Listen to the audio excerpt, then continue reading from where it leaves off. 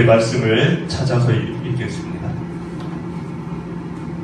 이사야서 30장 18절의 말씀을 같이 읽어보시겠습니다.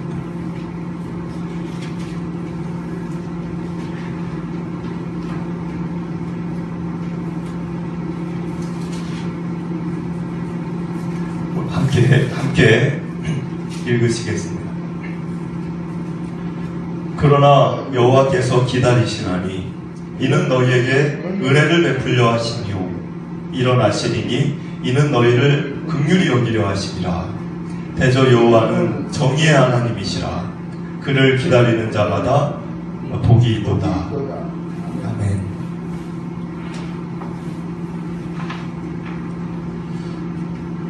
예, 여러분들에게 언제나 하나님의 그러한 권면과 격려와 위로와 또 하나님의 그 크신 섭리가 함께 하시기를, 이 시작된 2월 한 달 가운데 충만하시기를 축복을 드립니다. 우리가 하나님을 정말 믿고 사는 게 어느 정도일까? 내가 나를 알 수 있을까? 늘 우리는 그것을 검증해 봐야 되고 스스로 되물어 봐야 되고 스스로 그것을 고민해 봐야 신앙의 길을 조금이라도 더 이렇게 앞을 향해 갈 수가 있습니다. 내가 나를 이제 생각을 해야 되는 거죠. 다른 사람이 나를 생각해 주는 것은 크게 도움이 되지 않고, 그것은 평가고, 타인의 평가고, 나의 스스로 나를 되돌아보고 이렇게 성찰을 하고, 그 중에서도 나의 믿음이, 그러니까 하나님을 향한 내 마음이 어느 정도일지. 근데 그것은 그냥 가만히 이렇게 생각한다고 해서 알 수 있는 게 아닙니다. 사람은 어쩔 수 없는 그 어떤 기능적인 문제가 있는데, 그것은 어려움을 겪어봐야 사람이 단듯해지고, 또 어려움을 겪고 이렇게 살게 되어져야 자기를 알게 됩니다. 철학자 소크라테스가 너 자신을 알라 그런 말도 했지만은, 소크라테스도 하나님을 믿는 사람은 아니지만 그 사람도 포티아 전투에서 굉장한 어려움을 겪고, 그러니까 어려움을 겪은 거죠. 원래 군인이었으니까. 그래서 알키비아데스 그의 제자가 증언하기를, 소크라테스가 그 살육의 현장 가운데에서 너무나 충격을 받아서 한 이틀가량 부동자세로 서 있었다 그래요. 잠도 안 자고 가만히 서 있었던 거죠. 소크라테스가 그 정도로 충격을 받은 거예요. 어려움을 겪어야 그런 충격이 옵니다. 평온할 때는 넉넉하고 부족함이 없고 아무 문제 없고 태평하고, 그럴 때는 사람이 이렇게 스스로 깊은 생각을 하기가 상당히, 우리 인간은 기능적으로 그렇게 돼 있다는 거죠.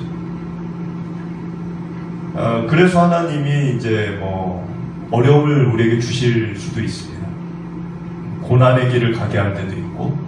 그래서 이제 욥기를 여러분들이 다 읽어보셨는지 모르겠지만, 그 42장의 욥기를 읽어보면 욥이 고난을 두 번 당합니다. 한 번이 아니에요. 2번을 당했어요.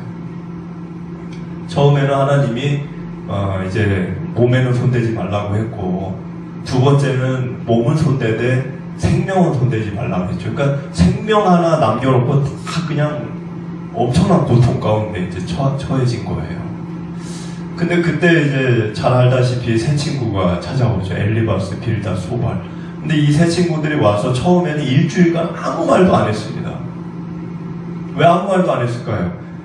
괜히 말했다가 친구가 지금 힘드니까 상처받을까봐. 일주일 동안 아무 말도 안 하고 친구 옆에 같이 있어만 줬어요. 좋은 친구들이죠. 그런데 이제 시간이 지나면서 이제 말다툼이 생깁니다. 그리고 이제 말다툼을 38장까지 이렇게 쭉 하죠. 그리고 이제 30한 5, 6장인가요? 거기까지 말다툼을 하다가 갑자기 등장하지 않았던 한 인물이 엘리후가 이렇게 등장을 합니다. 다른 세 친구는 이제 욥을 어려움을 겪는 욥을 보면서 너 하나님께 죄 지었기 때문에 고통받는 거야. 너 우리 모르게 친구인 우리 모르게 죄 지은 거 있지? 너 죄 짓지 않고서는 이렇게 이 어려움을 당할 리가 없어. 그렇게 얘기했죠. 근데 이 엘리후가 참 누군지 모르겠어요. 정체불명의 남자인데 이 엘리후가 갑자기 나타나가지고 막 뭐라고 합니다. 그 새 친구한테 무슨 소리냐 막 그러면서 욥도 야단치고 이렇게 친구들도 야단치다가 이 엘리후가 뭐라고 그랬냐면 그러니까 너가 욥이 겪는 고난은 죄 때문이 아니고 하나님이 교육을 시키기 위해 주는 고난이다. 나중에 38장에 하나님이 나타나세요. 하나님이 나타나가지고 욥도 야단치고 이 엘리바스, 빌다, 소발 세 친구도 야단을 치는데 엘리후는 야단을 안 치셨어요. 유일하게 하나님의 야단을 안 맞은 사람이 엘리후입니다. 그럼 하나님이 왜 다 야단치는데 엘리후는 야단을 안 쳤을까요? 엘리후의 말은 틀린 게 없었기 때문입니다. 엘리후가 무슨 말을 했죠? 욥이 겪는 고난은 교육을 위해서다. 사람은 그런 존재라는 거예요. 사람은 조금 더 한 단계 더 업그레이드, 그러니까 조금 더 사람이 못 보던 것을 보게 되고 생각하지 않은 걸 생각하게 되고 그 새로운 삶, 좀 더 품이 있는 삶, 이런 삶으로 도약을 하려면 그 커넥터 중간에 어려움이 있다는 거예요. 어려움 없이는 그게 안 됩니다. 그게 그냥 아주 호텔 같은 데에서 편안하게 그냥 강의해서 되는 일이 아니라는 거예요. 근데 인생의 고난은 그런 교육적인 차원의 고난이 있고, 실제로 이제 엘리바스, 빌다, 소발처럼 죄지어서 겪는 고난이 있습니다. 지금 남유다가 겪는 고난, 우리가 다루고 있는 이 기원전 7세기, 8세기 그때 얘기죠. 그때 남유다가 겪는 고난은 두 가지 다 들어가 있어요. 일단은 그들이 죄를 지었죠. 하나님께. 그래서 심판을 받는 겁니다. 그 심판의 목적은 교육적인 목적이 있는 거예요. 너희들이 배우라는 거죠. 뭐를? 하나님의 정의와 하나님의 어떤 공의, 그리고 하나님의 선하신 뜻, 이런 것들을 배우라는 거예요. 두 가지가 다 들어가 있습니다. 근데 오늘 여러분들이 읽지는 않으셨는데 1절을 보시면, 제 1절을 제가 한번 빨리 읽어볼게요. 눈으로 이렇게 보시면 되겠습니다. 여호와께서 이르시되 패역한 자식들은 화 있을진저 그들이 계교를 베푸나니 나로 말미암지 아니하며 맹약을 맺으나 나의 영으로 말미암지 아니하고 죄의 죄를 더하도다. 지금 1절은 하나님이 남유다를 평가한 거예요. 근데 1절의 결론이 뭐냐? 남유다는 죄의 죄를 더하고 있다. 지금 1절에 써 있어요. 죄의 죄를 더하고 있다. 근데 그 결론은 죄를 짓는 건데, 남유다가 그 과정이 써 있어요. 죄를 짓기까지의 과정. 그게 1절에 뭐라고 써 있냐? 개교를 베풀었다. 개교가 뭘까요? 개교는 꾀입니다. 꾀. 잔꾀. 쉽게 얘기하면. 근데 왜 남유다 사람들이 꾀를 부렸을까요? 꾀. 잔꾀. 잘 먹고 잘 살고 싶어서. 목적은 그거예요. 잘 먹고 잘 살기 위해 꾀를 부렸다는 거예요. 꾀를. 어떻게 하면 잘 먹고 어떻게 하면 잘 살까. 그런데 문제는 뭐가 문제였냐? 1절에 써있듯이 나로 말미암지 아니하였고, 그러니까 하나님은 하라고 한 적이 없다는 거예요. 그거를 하나님이 허락을 해준 적이 없어요. 그러니까 이 잔꾀라는 게 뭡니까? 구체적으로 얘기하면 기원전 8세기에 북이스라엘이 망했어요.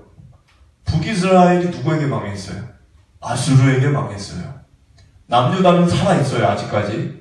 남유다가 북이스라엘이 아수르에게 먹힌 걸 본 거예요. 그러니까 두렵습니까? 안 두렵습니까? 자기도 먹힐까봐 무서운 거예요. 그러니까는 이 아수르의 왕이었던, 그 당시의 왕이었던 아하스가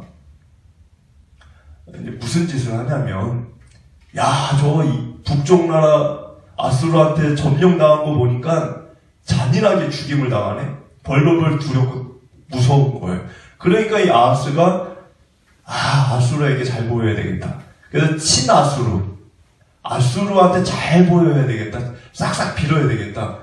그래가지고 정책을 막 나라를 그렇게 만들어 가는데 이사야가 그거를 비판했어요. 이사야가 당신 그러면 안 된다. 왜? 이유를 얘기했어요. 그냥 안 된다가 아니에요. 이사야가 구체적으로 얘기를 했어요. 아수르를 의지하면 안 되는 이유. 첫째는 아수르와 가까이 하면 아수르가 섬기는 아슈르 신이 있어요. 그 신을 우상이죠, 어떻게 보면. 그거를 남유다가 받아들일 것이다. 그러면 하나님이 남유다를 버릴 거다.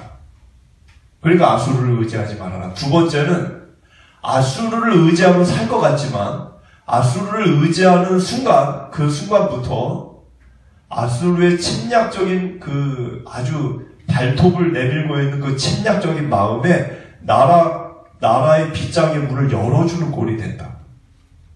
그러니까 아수르로부터 우리가 보호를 받는 게 아니라 오히려 수탈을 당한다는 거예요.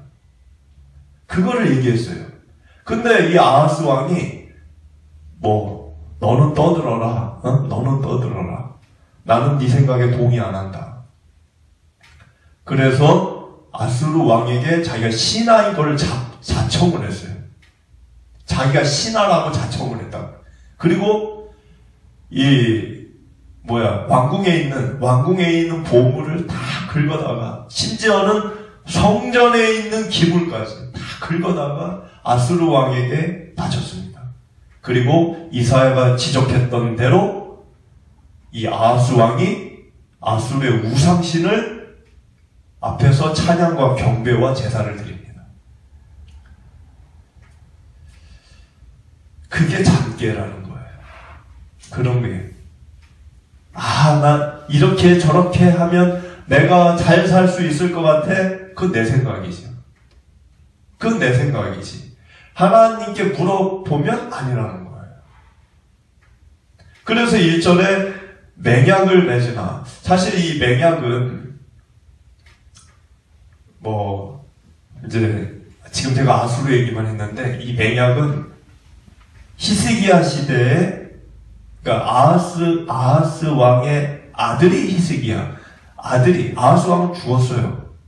그리고 히스기야가 왕이 됐어요.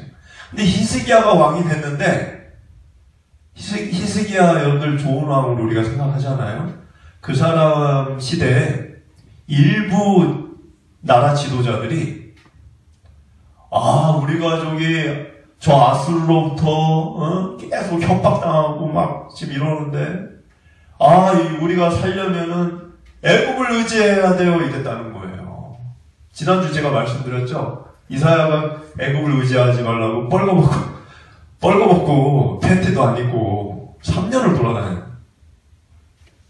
왜 애굽을 의지하지 말라고 했을까요, 하나님이? 애굽이 곧 망할 나라예요.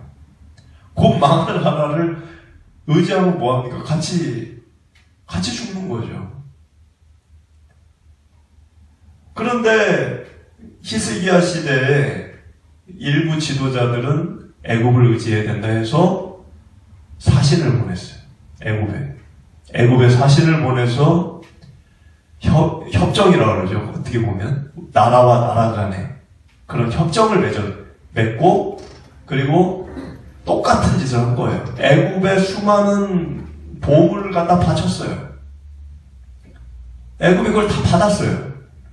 그리고 구두로 약속을 했어요. 근데 기원전 701년에 아수르의 대군이, 그러니까 사르곤 2세의 아들이었던, 그러니까 아수르 왕이죠. 사르곤 2세라는 대단한 왕이 있었어요. 아수르에. 그 사르곤 2세가 죽고 이제 사네립 왕이 쳐들어왔어요. 유다에. 애굽을 의지하니까. 왜 나를 의지하지 왜 애굽을 의지해? 그러면서 쳐들어왔어요. 그때 이 남유다가 애굽에게 막 연락을 했어요. 우리 도와준다고 했잖아요. 도와주세요. 지금 아수르가 쳐들어왔어요. 애굽이 한 명도 보내지 않습니다. 군인을. 하나님은 다 알고 있었어요. 멀리 보시기 때문에. 그런데 문제는 얘기를 해줘도 알려줘도 사람들이 듣지 않는 거예요. 그런데 이스라엘은 누가 주인이 되는 나라입니까? 아니 그 당시에 하나님이 놀라운 기적과 이적과 이런 것들을 일으켜서 도와준 나라는 이스라엘이 유일해요. 출애굽 때 기적을 보세요. 어느 나라가 그런 걸 경험했습니까? 광야를 불기둥, 구름기둥, 가나안에 정착할 때도 여리고성만 돌아도 성이 무너지고 그런 기적을, 그런 놀라운 역사를 경험한 개인이 아니라 나라가 이스라엘밖에 없어요. 그러면 이스라엘 사람들은 알죠? 뭘 알아요? 하나님이 우리의 구원자다. 그거 알아요. 아는데 실제로 일상생활에서 위기가 닥쳐오니까 무서워서 하나님을 의지하는 게 아니라 눈에 보이는 사람을 의지하고 돈을 의지하고 군사력을 의지하고 그랬다는 거예요. 가장 힘들고 어려울 때 우리가 무엇을 떠올릴까? 한번 스스로 생각을 해봐야 합니다. 나는 어려울 때 가장 먼저 뭐가 생각이 날까? 그게 내가 신뢰하는 대상이에요. 아까 우리가 그 교동문 같이 읽었죠? 교동문? 전쟁이 나를 둘러칠지라도 내가 태평스러울 것이다. 다윗의 고백입니다. 다윗의 위대한 점은 거기에 있어요. 다윗은 가장 힘들 때, 아굴람 굴 속에 있을 때, 가장 어려울 때, 가장 못 먹고 굶고 죽음 가운데 있을 때 하나님께 찬양했던 사람이에요. 우리는 태평할 때 찬양하죠. 예배당에 와서 내가 정말 몸이 컨디션이 좋고 내가 사는데 큰 문제 없고 그럴 때 우린 찬양하죠. 그런데 진짜 찬양은 다윗처럼 아굴람 굴 속에 있을 때 드리는 찬양이 진짜 하나님이 기뻐하시는 찬양입니다.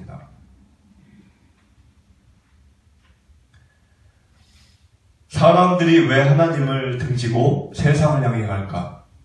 무조건 쾌락 때문에 그런 게 아닙니다. 더 근본적인 원인은 두려움 때문이에요. 무서운 거예요. 뭐가? 세상이, 그리고 내 앞날이. 그러다 보니까 눈에 보이지 않는 하나님은 나에게 큰 도움이 안 될 것 같은 거예요. 그나마 교회 다니는 사람들은 하나님을 그저 어떻게 여길까요? 종이에 쓰여진 분, 어떤 습관적으로 경배드려야 될 그런 분, 무슨 우리가 어른 공경하듯이, 집안에 어른 공경하듯이, 지나가는 나이 많으신 분들을 이렇게 공경하듯이 그냥 그 정도로 보는 거죠. 하나님은 그런 분이 아니십니다.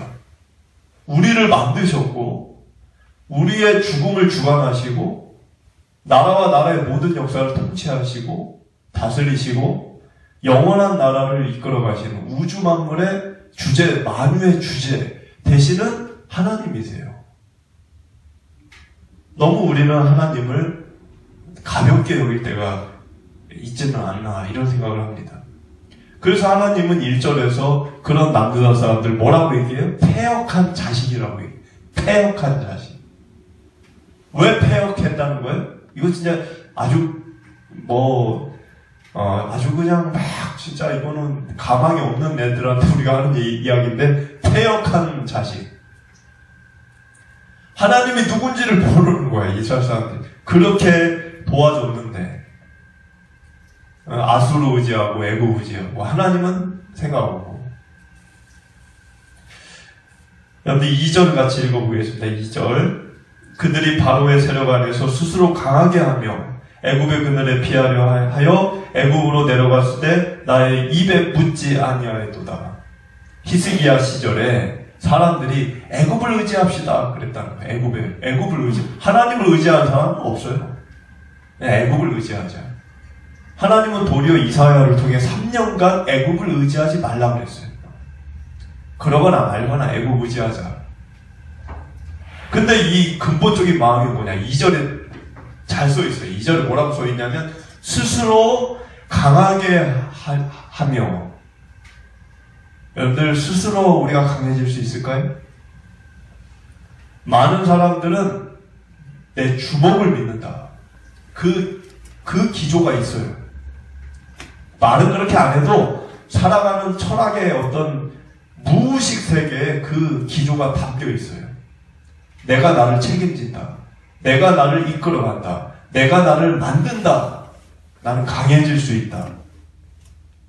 그게 우리 현대인들만이 아니라 여기 2절에 있는 남유다 사람들이 그랬다는 거예요. 그 마음을 따라 가다 보면 어떻게 됩니까? 언젠가는 결정을 해야 될 순간이 와요. 어떤 결정? 하나님을 선택해야 될 것인가? 아니면 세상 방식을 선택해야 돼. 이 기로에 설 때가 와요. 그 기로가 왔을 때 스스로 강해지고 싶은 욕구가 있는 사람은 주저없이 하나님을 선택하지 않습니다. 그것은 교회를 다니느냐 안 다니느냐의 문제가 아니에요. 2절에 써있죠? 나의 입에 묻지 않았다. 하나님은 묻기를 원하세요. 너 지금 고민되지? 너 지금 무섭지? 너 지금 불안하지? 나에게 물어봐. 하나님은 원하신다는 거예요. 근데 사람들이 그럴 때 더 묻지 않아요. 왜? 머리에 떠오르는 게 있어요. 막 두려울 때 딱 떠오르는 게 있어. 그 생각에 사로잡혀서 그 생각에 매몰이 됩니다. 하나님은 저 뒤에 있어요. 저 뒤에. 그래놓고 어떻게 합니까? 사람들이 자기가 결정을 다 해요. 계약도 하고 뭐 돈도 왔다 갔다 하고 자기가 결정 다 해놔요. 다 해놓고 그제서야 하나님을 돌아봐서 하나님 내가 이렇게 했는데 도와주세요. 그렇게 한다는 거예요. 그럼 하나님 도와주실까요? 자기가 다 그냥 자기 뜻대로 해놓고 하나님 도와주세요. 나중에 안 도와주면 나 삐집니다. 안 도와주면 나 교회 안 나갑니다. 그게 신앙일까요? 그거는 하나님을 무엇으로 여기는 겁니까? 그냥 로봇이죠. 뭐 버튼 누르면 와서 무거운 거 들어주고 그거밖에 안 되는 거죠.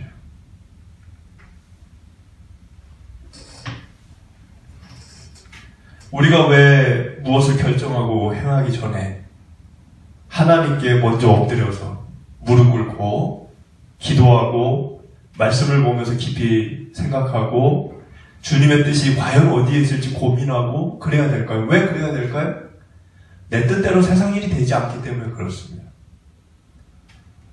내 뜻대로 되지 않아요. 내 뜻대로 되어지면 더 큰 문제예요. 왜? 내 뜻대로 되어지면 역시 나의 이 현명한 판단과 내 능력 거기에 함몰이 돼서 더는 하나님을 찾지 않습니다. 더 멀어져요. 결국은 인생이 패망하는 방향으로 질주하는 겁니다. 그럼 하나님이 어떻게 합니까? 지난주 얘기했죠? 내버려 둡니다. 그냥 간섭도 안 해요. 이제 그 정도 되면 내버려 두사. 로마서에 있죠? 내버려 두사. 우리 4절 5절 같이 읽어보겠습니다. 그 고관들이 소안에 있고 그 사신들이 하네스에 이르렀으나 그들이 다 자기를 유익하게 하지 못하는 민족으로 말미암아 수치를 당하리니 그 민족이 돕지도 못하며 유익하게도 못하고 수치가 되게 하며 수욕이 되게 할 뿐임이니라. 이 고관이라고 하는 거는 아까 이제 그거죠. 히스기야 시대에 이 고위직들이 이제 지금으로 얘기하면 뭐 국회의원이라고 얘기해도 됩니다. 일부 국회의원들이 지금으로 얘기하자면 저 북한이 우리를 쳐들어오려고 하네. 그러니까 우리가 중국을 의지해야 돼요. 뭐 이런 느낌이죠, 약간. 그러니까 이제 애국을 의지해야 된다. 그래서 애국을 갔죠. 찾아갔죠. 이 고위직들이. 그 고관들이 소안에 있고 하네스에 이르렀다. 소안, 하네스는 애굽의 성읍입니다. 소안은 애굽의 북쪽, 하네스는 애굽의 아래쪽이에요. 그 얘기는 뭐냐? 유다의 고관들이 애굽과 협정을 맺기 위해, 동맹을 맺기 위해 보물을 갖고 찾아가서 저 애굽의 위에서부터 아래까지 왔다 갔다 했다는 거예요. 분주하게. 왜? 내가 나 스스로 강해지는 게 그 방법이라고 생각을 했다는 거죠. 그런데 지금 5절에 뭐라고 써있습니까? 다 자기를 유익하게 하지 못하는 민족을 말미암아. 유익하게 해주지 못하는 민족이 누구예요? 애굽을 얘기하는 거예요. 애굽은 아무런 도움이 안 됩니다. 그러니까 헛짚은 거예요. 헛짚은 거. 전혀 도움이 안 되는 민족에 가서 지금 사정을 하는 거죠.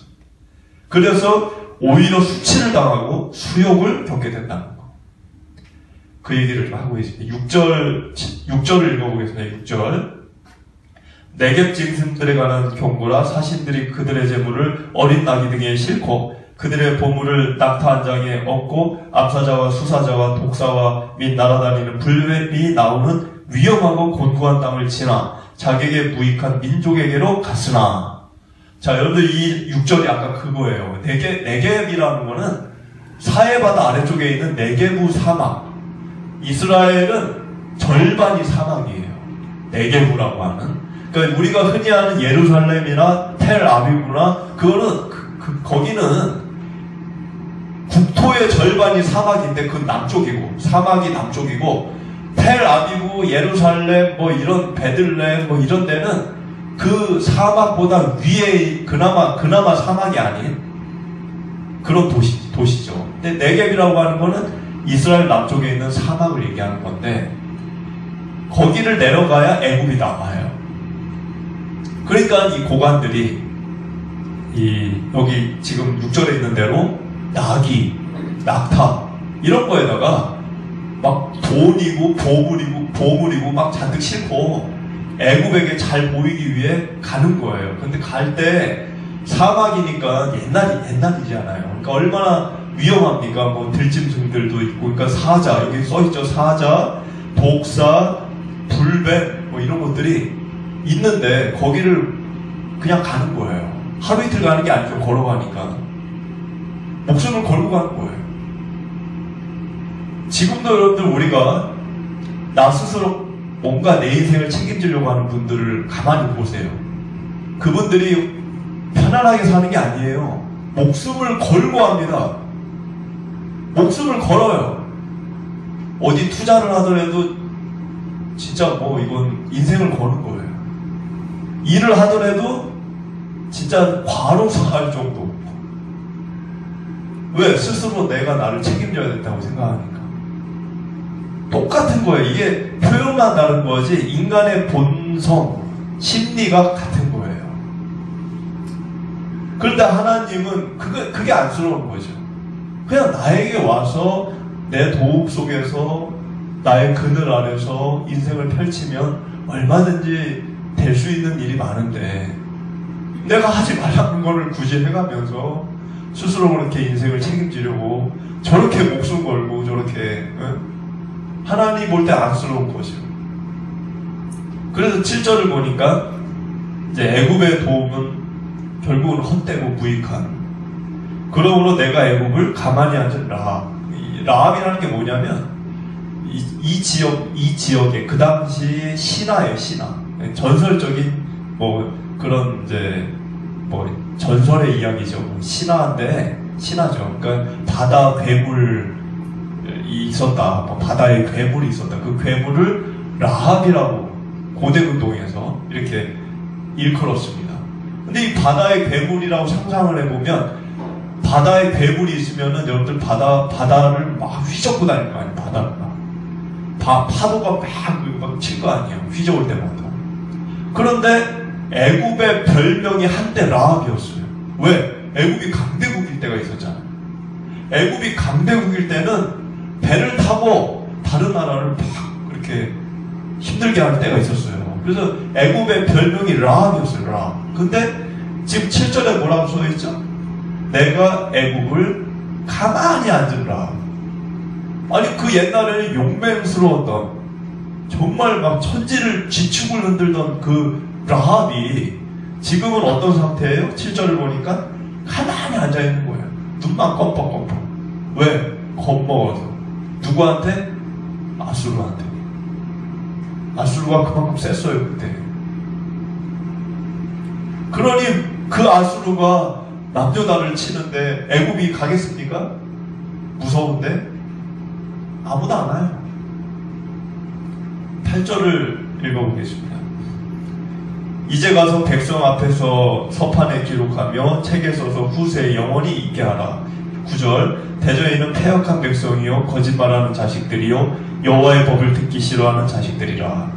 10절 그들이 선견자들에게 이르기를 선견하지 말라. 선지자들에게 이르기를 우리에게 바른 것을 보이지 말라. 우리에게 부드러운 말을 하라. 거짓된 것을 보이라. 11절 너희는 바른 길을 버리며 첩경에서 돌이키라. 이스라엘 거룩하신 이를 우리 앞에서 떠나시게 하라 하는도다. 지금 이 10절 11절의 말씀은 누가 하는 이야기예요? 남유다의 사람들이 하는 이야기예요. 남유다 사람들이 이사야가 계속 하나님의 말씀을 전하니까 자기들은 듣기 싫은데 자꾸 설교하니까 지금 10절에 뭐라고 얘기합니까? 선견하지 마라. 선견. 여러분 선견 지명이라는 게 있죠? 그러니까 선견이라는 게 앞날을 미리 앞을 내다보는 거잖아요. 지금 이사야는 그거를 다 하나님이 보시니까 전해주는 건데 선견하지 말라. 그러니까 앞날에 대해서 너 얘기하지 마. 이제 앞으로 뭐 이런 얘기 하지 마. 이런 거죠. 그리고 우리에게 바른 것을 보이지 말라. 그러니까 바른 말 하지 마라. 지금 바르고 뭐가 맞고 뭐가 틀리고 지금 그게 중요한 게 아니다. 우리는 바르지 않아도 되니까 그냥 지금 살기만을 원한다. 꼭 뭐 바라야 돼. 바르게만 살아야 되느냐? 바르게만 결정해야 되느냐? 바르지 않아도 좋으니까 우리에게 먹을 것, 우리의 생명을 보호해주면 그거면 다다. 그거예요 지금. 그리고 부드러운 말을 하라. 그러니까는 이제 이사야가 막 심판 얘기만 하잖아요. 심판. 그게 사실이니까. 이거 왜 자꾸 그런 얘기 하냐는 거예요. 부정적인 말을 하냐. 여러분 긍정적인 말을 해야 된다 이런 말 많이 들어보셨죠? 근데 때로는 그 말이 다 맞는 건 아니에요. 설교를 할 때도 목사님들이 이제 듣기 좋은 얘기만 해주세요. 성도님들이. 예? 죄 이런 거 자꾸 얘기하지 말고 좀 이렇게 들으면 힘이 나는, 예? 들으면 좀 이렇게 뭐 갑자기 좀 마음이 이렇게 막 뭐 용기가 생기는 좀 그런 말로만 해주지 자꾸 죄 이런 얘기하지 마세요. 뭐 이런 얘기를 하는 분들도 있습니다. 부드러운 말을 해달라는 거예요. 부드러운 말. 근데 그게 하나님의 의도가 아니에요. 하나님의 뜻은 거기 없어요. 어떻게 잘못된 길을 가고 곧 남떨어지에서 떨어질, 여러분들 내 아이가 차도를 향해 가요. 네? 덤프 트럭이 오는데 부드러운 말을 어떻게 합니까? 얘야 이리 오렴 이렇게 얘기합니까? 덤프 트럭이 저기서 막 질주해서 오는데 얘는 그 앞으로 가는데, 근데 거기 있는 당사자들은 뭘 얘기하는 거예요? 부드러운 말을 좀 해주십시오. 부드럽게 해주세요. 전혀 지금 상황에 맞지 않는. 그리고 거짓된 것을 보이라. 11절에 바른 길을 버리며 첩경에서 돌이키라. 첩경이라고 하는 거는 이제 길이죠, 길. 그러니까 하나님을 향해 가는 길에서 이렇게 유턴을 해가지고 오라는 거죠. 그런 말을 입으로 했다는 거예요, 그 사람들이. 이거 뭐 갈 때까지 간 거예요. 이런 상황. 12절부터 한번 보겠습니다. 이러므로 이스라엘의 거룩하신 이가 이같이 말씀하시되 너희가 이 말을 업신여기고 압박과 허망을 믿어 그것을 의지하니 13절 이 죄악이 너희에게 마치 무너지려고 터진 담이 불쑥 나와 순식간에 무너질 것 같게 되리라. 그러니까는 담이, 여러분들 담을 보시면은 이제 시간이 오래되면 담이 이렇게 부풀어 오르죠. 한쪽이 막 이렇게 한쪽이 좀 무너지기 직전 모양새로 이렇게 가잖아요. 근데 이렇게 있다가 한동안 이렇게 있다가 갑자기 한순간에 무너져요, 담이. 그걸 얘기하는 거예요. 지금 너희들은 불쑥 튀어나온 상태고 조만간 너희들도 모르는데 무너진다. 14절 그가 이 나라를 무너뜨리시되, 그가 이 나라를 무너뜨리시되라는 이 표현을 봐서는 남유다를 멸망시킨 건 누구실까요? 사탄이 아니에요. 여기 써있잖아요. 그가 이 나라를 무너뜨리시되. 하나님이 멸망시키신 겁니다. 하나님. 그러니까 하나님이 이게 기쁜 마음으로 아무 별 감흥 없이 이렇게 한 게 아니에요. 지난번에 우리가 나누었죠. 29장 1절인가요? 이 하나님께서 슬프도다 이렇게 얘기하셨잖아요. 하나님의 마음은 너무나 비통스러운 거예요. 자기 손으로 자기가 사랑하는 자녀를 지금 이렇게 심판 가운데로 내몬다는 것이 본인도 굉장히 괴로우신 거죠. 근데 그렇게 안 하면 더 큰 고통이 하나님께 오기 때문에 더 큰 슬픔이 올 것을 견딜 수가 없으시니까 결국은 이 결정을 내리신 겁니다. 여러분들 어려움을 해결하는 진짜 힘은 사람의 잔꾀, 아까 우리 나누었죠, 꾀. 사람의 잔꾀나 어떤 모략이나 칼이나 병거나 재물에 있는 게 아닙니다. 믿는 자에게 진짜 주어지는 힘은 뭐냐? 어려울 때 잠잠히 하나님을 끊임없이 의지하고 신뢰하고 바라보고 그분이 나에게 주시는 마음의 태도와 자세로 지금 나에게 있는 현실을 묵묵히 인내하고 견디고 그것을 내가 마주하며 나아가는 것이 그게 진짜 힘이 되는 거지. 인간의 꾀나 그런 것들이 우리에게 도움이 되지 않는다는 거예요. 그래서 15절에도 써있죠. 너희는 돌이켜 조용히 있어야 잠잠히 하나님을 바라보아야 구원을 얻는다. 잠잠하고 신뢰하여야 이런 말에 써있잖아요. 16절을 보시면 이르기를 아니라 우리가 말 타고 도망하리라 하였으므로 너희가 도망할 것이요 또 이르기를 우리가 빠른 짐승을 타리라 하였으므로 너희를 쫓는 자들이 빠르니. 그렇게 말해줬는데 이스라엘 사람들은 16절에 아니라는 거예요. 아니라는 거. 그런 거는 지금 도움이 안 된다는 거예요. 그래서 빠른 말이 필요하다 어쩌다 그렇게 했는데 더 빠른 말로 쫓아와요. 우리가 빠른 말 타고 도망가면 못 쫓아올 줄 알았는데 더 빠른 말을 타고 쫓아온다는 거지. 그러니까 도망도 내 뜻대로 되지 않는 거예요.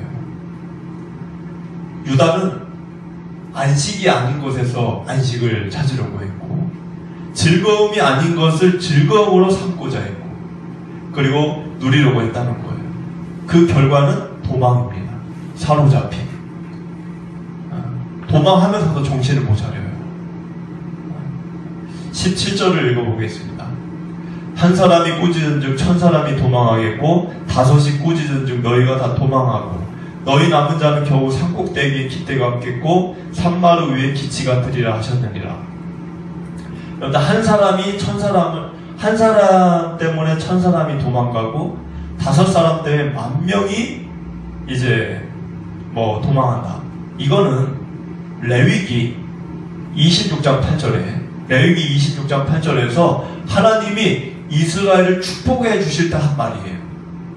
그러니까 이스라엘 너희들은 내 축복을 그러니까 내가 너희들에게 주는 레위기의 율법 있죠. 그 율법을 가슴에 새기고 마음과 정성과 뜻을 다해 그것을 너희들이 실천하고 주야로 그 말씀을 묵상하고 그 행실이 거기 그 율법의 길에서 떠나지 않으면 너희들은 한 명이 1000명보다 더 셀 거고 5이 10,000명보다 더 강할 것이다. 그걸 축복을 하셨어요.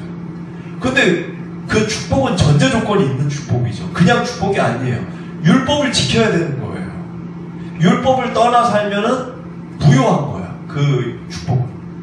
근데 이스라엘 민족들이 그 율법을 지키지 않았어요. 솔로몬 이후 나라들이 막 아주 그냥 수렁통에 빠져가지고 그 율법이 어디에 나중에는 먼지가 쌓여가지고 어디에 처박혀 있었는데 그 율법을 그거를 찾아가지고 진짜 한 수십 년 만에 찾아가지고 그걸 이게 뭐지 그러고 막 그런 정도로 율법을 내팽개치고 살았어요.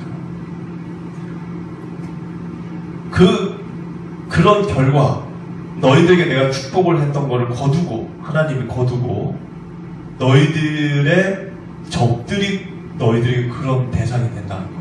너희들의 무서워한 그 적이 한 명이 너희들 1000명을 이길 거고 그들의 5이 너희들 10,000명을 이긴다. 그래서 남은 생존자는 몇 안 되는데 그 생존자들이 17절에 보니까 겨우 산꼭대기 도망을 산으로 많이 가잖아요. 옛날부터 보면 도망을 간다. 그럼 산으로 많이 가죠. 숨는 거죠. 그러니까 산꼭대기, 능선. 지금 여기 산마루가 능선을 얘기하는 거예요. 능선. 그런데 이제 생존자들이 숨어 있는 거죠. 외롭게. 지금 깃대, 기치 이렇게 돼 있는데 깃대와 기치는 여러분들 산에 있는 깃대라든가 산에 있는 깃발 이런 기치 이런 것들은 하나나 2개밖에 없어요. 산에. 거기 수십 개씩 달리는 게 아니란 말이에요. 그러니까 얼마 안 되는 거고 생존자가 외롭다는 거예요.